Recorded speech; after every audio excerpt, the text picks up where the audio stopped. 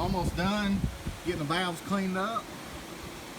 About to hit the last couple with my brush, and they'll be so sparkly and shiny again. Must have been running cheap gas. I'm kidding, ain't that bad.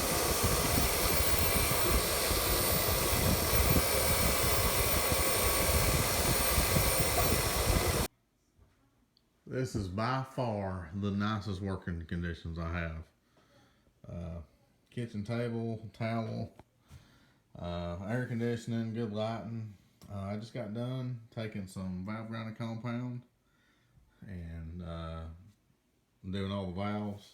Just kind of a backyard valve job. Let me show y'all something. So the way I do this to keep everything organized, I've got me a block of wood and I drilled a bunch of holes in it. And then up here, it says 60-90. So I wrote that right here, 60-90. So that tells me that's the, that part of the head. And then down here, it says 70. And then on the back side of this block, I wrote 70. So that keeps me oriented. That way, the valves go back in the same holes they were in. But anyways, both heads are done. I did the other one on the tailgate of my truck at my daughter's soccer practice. So I have to get these cleaned up, get all that nasty grit out of there, and put them back together. I'm not going to port them. It'll just cost me probably another week's worth of time. And I messed up my favorite carbide. So I'm going to get in there with some sand rolls, and I'll just do a little touch-up work and just kind of clean it up. Especially where the carbon's built up and I couldn't knock it out with the pressure washer. But anyways, that's what's going on. Wow, I have really missed this thing. I haven't driven a 5-speed in a while, and it's getting to me a little bit. But Denzel offered to let me come borrow his car if I get the shakes or the jitters too much. But today we're going to pull the motor out and pull the transmission out the rest of the way, and get the oil pump and the oil pan gasket out of it, and maybe a few other little odds and ends. It's still got a B cam in it. I'll probably sell that. Get the radiator out. Go ahead and take the condenser out. I've been wanting to take the condenser out for a while. Just take a little weight out of it, and it also helped with I think the radiator flow better without something in front of it too. So that's what's happening. It's down and out, and it really makes me sad. It was a good running motor. It had more in it. The driver just needed to do a better job, but the motor was doing good, minus the obvious breakage. Yeah, it's cleared out under here. There's the transmission. Got it slipped out first. I didn't want to pull it out in one piece. I just figured it'd be easier that way. But anyways, it's free and clear under there. And I guess we'll start picking parts out of this for the other motor. Yesterday, my daughter and I got the motor out, and this morning before work, I tore it down. I wanted the oil pan gasket and the oil pump out of it. So went to get the oil pump out of it, and right there is broke out.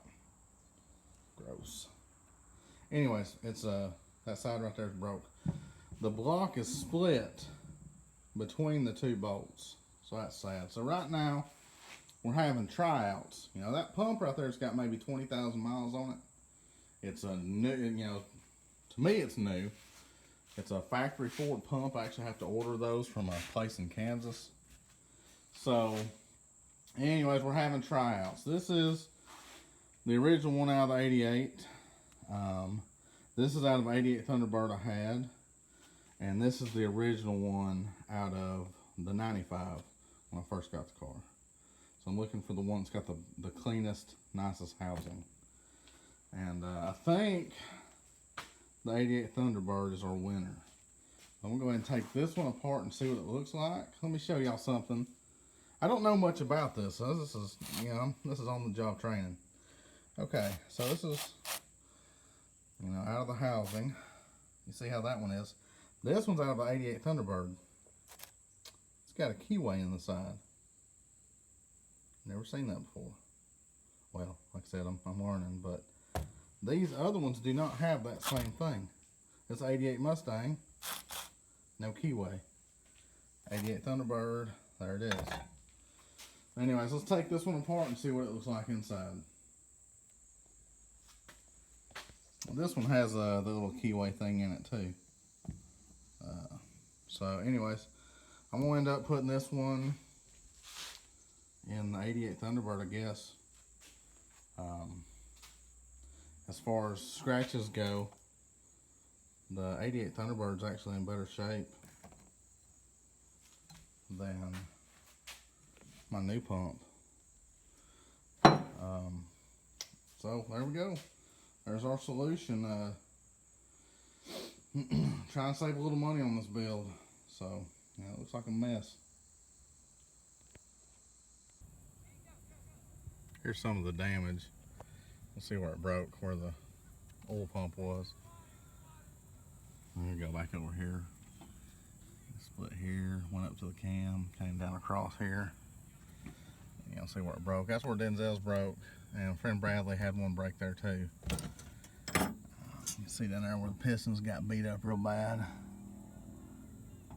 What a mess. What a dadgum mess. Right now I can't get the cam out, so I'm gonna try to take these two rods loose and take this part of the crank out and see if that helps.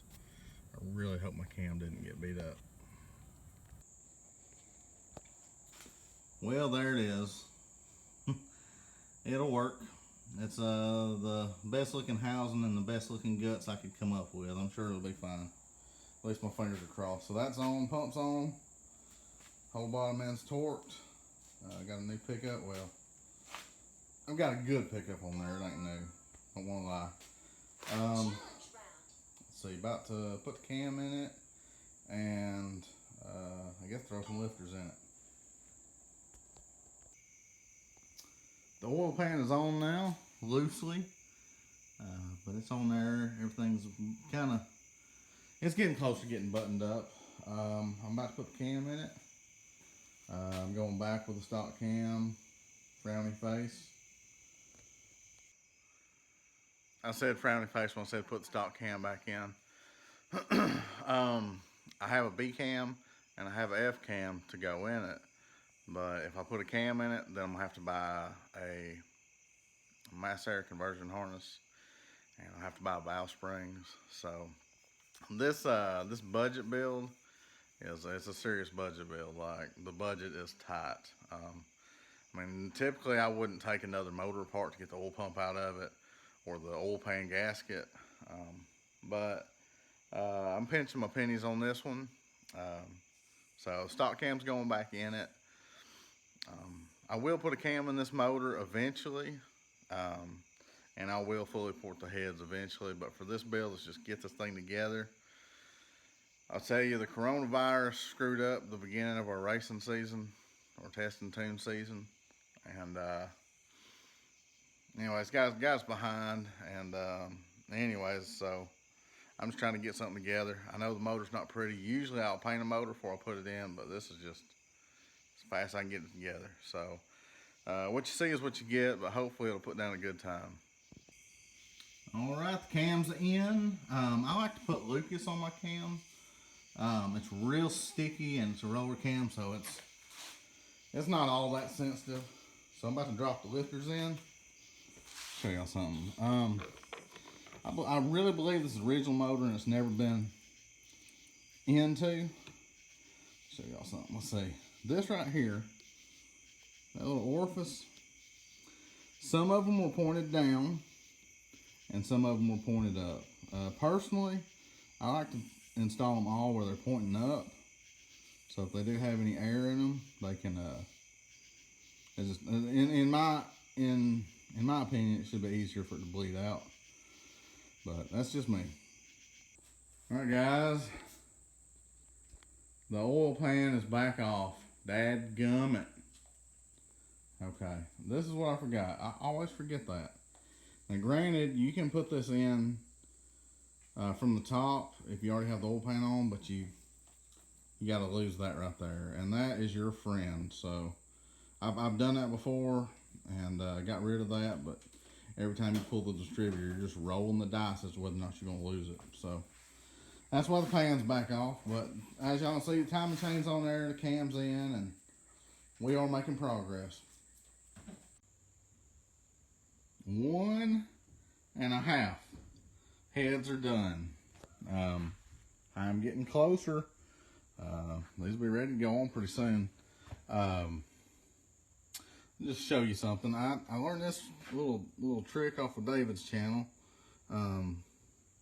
Put grease right here, that way it'll hold these little guys in place.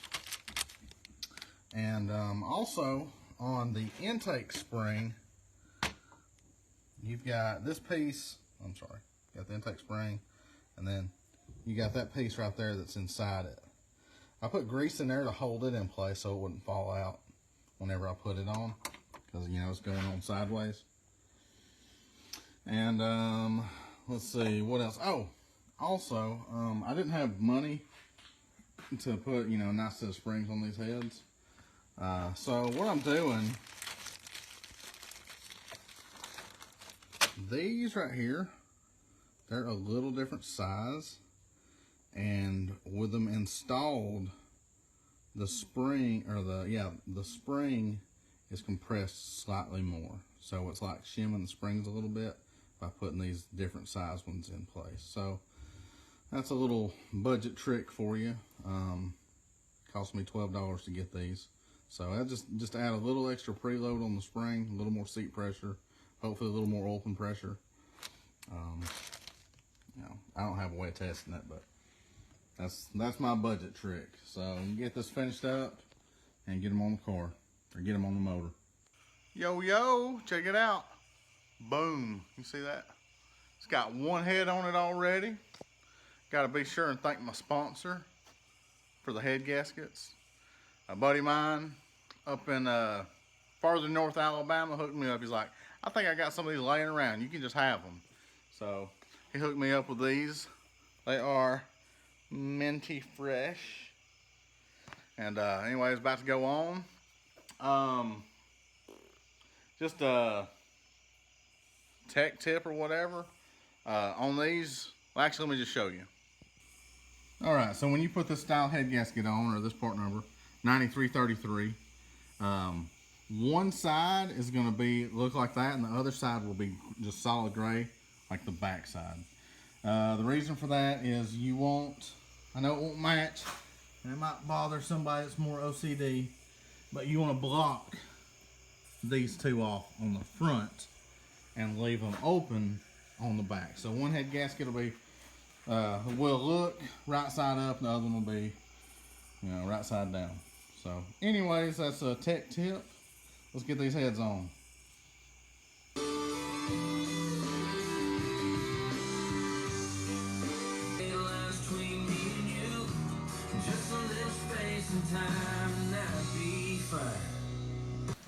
All right, getting ready to put the intake on.